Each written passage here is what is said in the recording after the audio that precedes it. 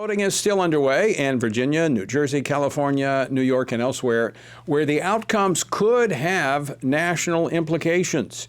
Joining me now is Washington Stand reporter Casey Harper, who has been following today's main stories.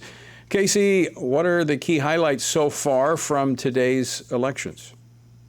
Well, Tony, all eyes, as you know, are on New York City in particular, where voters are deciding between Democratic Socialist Zohran Mamdani, former Governor Andrew Cuomo, and Republican Curtis Sliwa.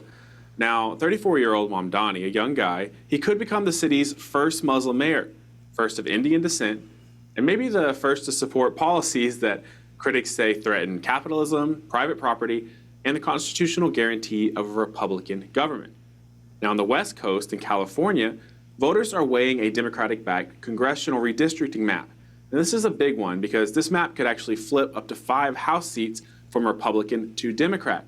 But even more, it could escalate this partisan gerrymandering war going into the 2026 midterms.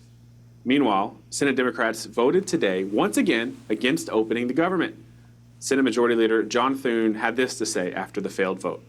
I'm hopeful again that this is the week in which the Democrats will conclude that this is not a good thing. And while they may believe politically that it's in their best interest, and obviously we've seen lots of statements that suggest that, it's certainly not in the best interest of the American people. But I think you're right, Tony, that many hope today's elections will finally give an off-ramp for Senate Democrats to reopen the government, Tony. Casey, in other news, Americans United for Life has released its 2026 Life List ranking ranking states by how strongly they protect life from conception to natural death. What details can you share from this report? Yeah, well, this is an interesting report, Tony. The report ranks all 50 states on laws protecting not just from abortion, but even things like assisted suicide. So in that ranking, Arkansas takes the top spot for the 6th year in a row, followed by your home state of Louisiana and Indiana, while Oregon ranks dead last. How do these states get these good rankings? Well, Governor Sarah Huckabee Sanders, she pointed to Arkansas's strict abortion laws. They have bans on race-based abortion. They have also funding for maternal health, foster care, and adoption programs.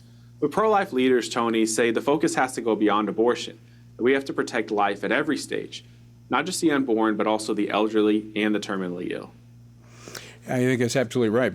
But I think at the core of that, how you treat unborn children, the most vulnerable, says a lot about shaping your policy in terms of how you protect other life. So this is good.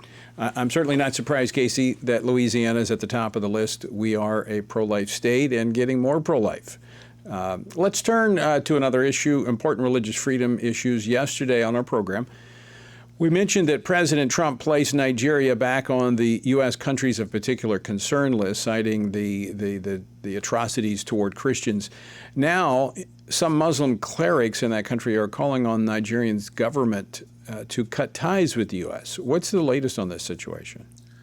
Right, Tony. So in northern Nigeria, which is really the Muslim half of the country, this Muslim cleric, Ahmad Gumi, publicly urged the Nigerian government to cut ties, as you said, with the U.S. Well, where did this come from? Well, it's a response to President Trump warning that he could cut U.S. aid to Nigeria and even deploy military assets to wipe out Islamic terrorists if we keep seeing these attacks on Christians. Now, Nigeria's government has responded, and they say, hey, we welcome U.S. support against these armed groups, but they have insisted on respecting their sovereignty. Now, Nigeria's Foreign Minister Yusuf Tugar, while speaking in Berlin, he argued that the country's constitution does not allow religious persecution. This is what guides us, and this is what shows that it's impossible for there to be a religious persecution that can be supported in any way, shape, or form by the government of Nigeria at any level. Well, I'm glad to hear that's in the Nigerian constitution, but we know from reports, Tony, that on the ground, that government and even religious leaders are ignoring the killing of thousands of Christians, and actually hundreds of thousands of Nigerians have fled the country. So whether local leaders want to admit it or not, Nigeria has sadly become a hotspot of Christian persecution. Yeah, thank you, Casey.